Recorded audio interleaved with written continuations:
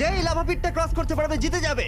এবার শুরু করো, তোমাদের হাতে 60 সেকেন্ড সময় আছে। ঠিক ও, আছে, এই তো হয়ে মিড গেছে। বেবি কিন্তু নিতে ভুলো না। জিততে গেলে এখান থেকে তিনটেকেই ওদিকে নিয়ে যেতে হবে।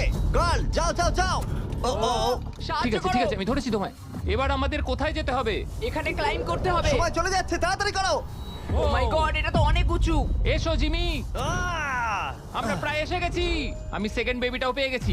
আমি এবার লাফ মারছি। হয়ে গেছে। গার্ল ধরো। এবার তুমি গ্রিলে চলে যাও ছোট্ট মিট বেবি। আমি পারবো, আমি পারবো। আরে না!